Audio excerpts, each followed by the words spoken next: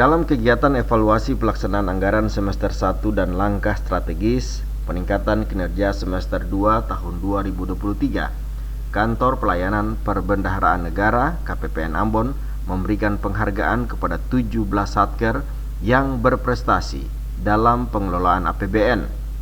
Kepala Kantor KPPN Ambon, Bagong Iswanto, mengatakan pihaknya terus berupaya mendorong peningkatan kemampuan pengelolaan keuangan satuan kerja kementerian lembaga di wilayahnya melalui penyerahan penghargaan. Terdapat 17 kategori penghargaan diberikan kepada satker yang berprestasi dalam pengelolaan APBN. Peringkat 1 pelaksanaan anggaran terbaik dengan kategori pagu belanja besar diberikan kepada Satker LPK Ambon.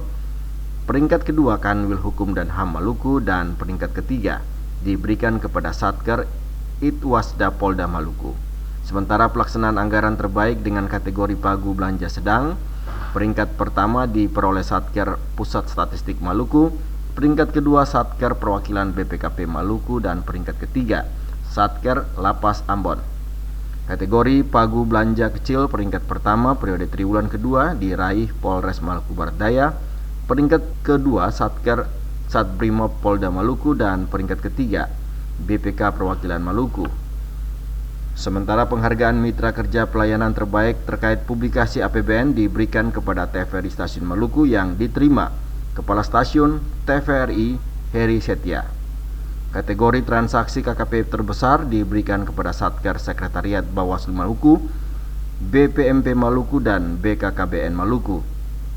Sedangkan untuk kinerja bendahara terbaik dalam penyampaian laporan pertanggungjawaban bendahara diberikan kepada Rindam 16 Patimura, Bid Humas Polda Maluku, dan Satker Pengadilan Tinggi Ambon.